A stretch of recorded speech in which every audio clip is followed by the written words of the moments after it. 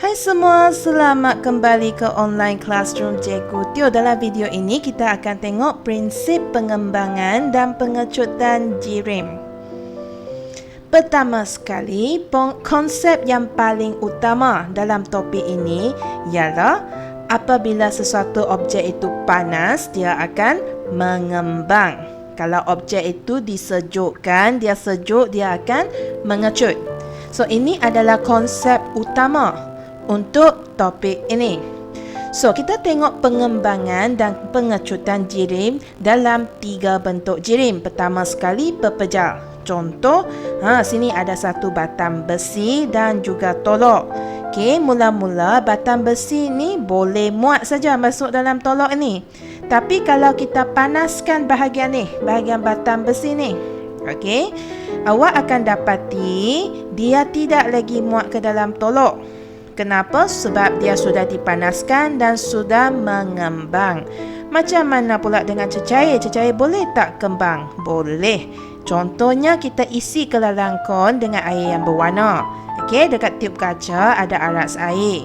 Okey, ada aras air di sini. Kalau awak cuba nak panaskan air berwarna ini, air ini akan mengembang dan menyebabkan aras air dalam tiup kaca meningkat. Okey, so itu cecair. Macam mana pula dengan gas? Gas boleh mengembang? Tak boleh juga. Okey, kalau awak pasang sebiji belon yang kempis yang kempis ke dalam kelalangkon yang kosong. Dalam kelalangkon tu udara sajalah ya. Okey, lepas tu kita masukkan kelalangkon ini ke dalam besin yang diisi dengan air panas. Awak akan dapati belon ini akan mula mengembang. Kenapa? Sebab udara dalam kelalangkon ini mengembang dan mengisi belon tersebut. Okey. So, kenapa bila panas, pepejal, cecair dan gas akan mengembang, manakala bila disejukkan akan mengecut? Kita tengok teori dia. Okey, ingat lagi tak dalam pepejal? Ini adalah susunan zarah-zarah dia.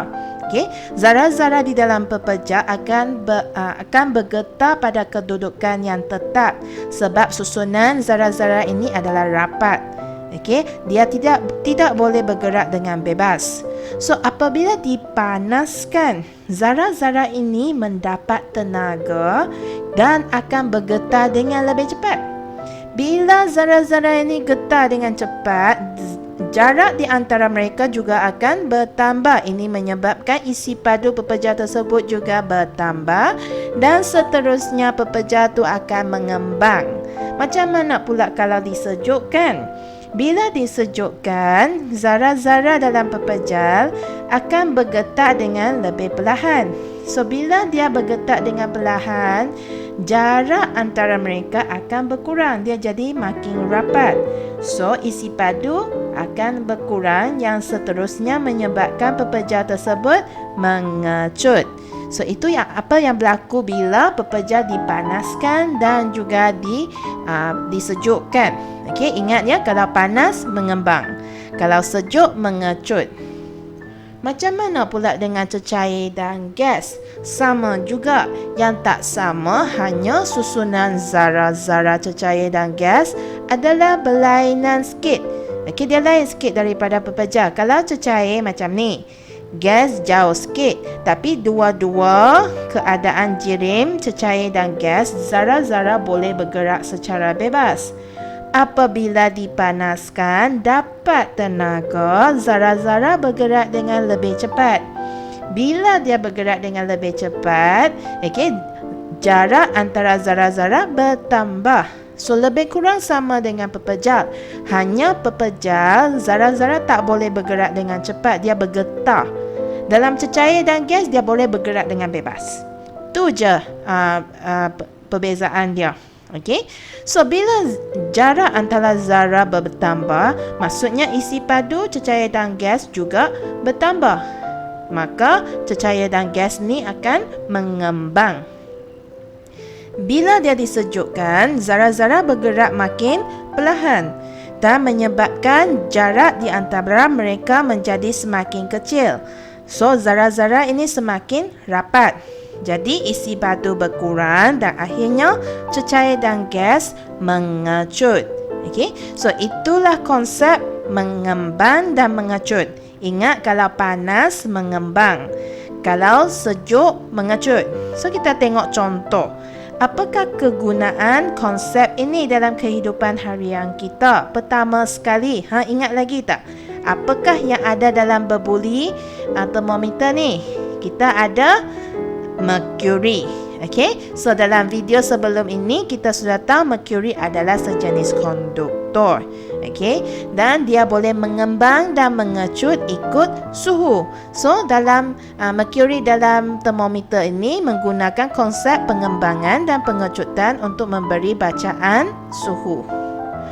Seterusnya, ni adalah landasan kereta api. Okey, landasan kereta api dibina dengan adanya ruang kecil di antara penyambung rel ini seperti yang ditunjukkan kat gambar ini. Kenapa perlu ada ruang kecil ini? Supaya apabila cuaca panas, okey, rel ini ada ruang untuk mengembang. Kalau cuaca panas, rel akan mengembang. Kita tahu kalau panas mengembangkan, kalau sejuk mengecut. Kalau ada ruang, baru dia boleh mengembang. Kalau tak ada ruang ini, nanti cuaca panas, dia kembang akan menyebabkan landasan kereta api ini membengkok, bertindih dan akan menyebabkan kemalangan. Okey, so landasan ini menjadi, mungkin dia membengkok, dia bukan lagi straight, dia bukan lagi lurus. Okey, jadi dia akan mendatangkan isu keselamatan. Sama juga untuk jambatan keluli. Jambatan keluli ini akan dibina dengan penggolek dan ruang pada satu hujung. Okey, kenapa? Untuk alasan ataupun untuk sebab yang sama juga. Untuk membolehkan pengembangan jambatan berlaku pada cuaca panas, dia ada ruang untuk mengembang. Kalau tak ada penggolek dan ruang ini, cuaca panas, kalau jambatan keluli ini mula mengembang, akan menyebabkan jambatan ini membengkok, okey, dan seterusnya rosak dan bahaya. Okey, ini adalah satu lagi kegunaan pengembangan dan pengecutan yang sangat istimewa, iaitu jalur dui logam. Apakah maksud jalur dui logam? Dui logam maksudnya dua jenis logam. Dui maksudnya dua. So jalur ini ada dua logam. Tengok contoh di sini, tengok gambar. Okey, dia macam sandwich, ada dua layer, ada dua jalur. So atas tu sejenis logam, bawah tu sejenis lagi logam. Okey, ini sering digunakan dalam peralatan yang bergantung kepada pengawal aturan suhu. Seperti contoh ini adalah digunakan dalam penggerak kebakaran. Dibuat daripada dua jalur logam berbeza.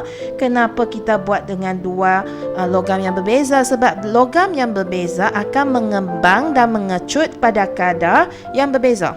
Okey, so kita tengok contoh ni ya, sistem penggerak kebakaran. Okey, so sistem ini biasanya direka supaya lita dia tak lengkap bila berada dalam suhu bilik. So awak tengok gambar ini, dalam suhu bilik, dua jalur dui logam ini adalah berbentuk lurus dan tidak sentuh skru sentuhan. So lita ini tidak lengkap. Bila tidak lengkap, tak ada arus elektrik. Okey, arus elektrik tidak boleh mengalir dan penggerak kebakaran ini tidak akan bunyi. Kalau panas, dia akan membengkok.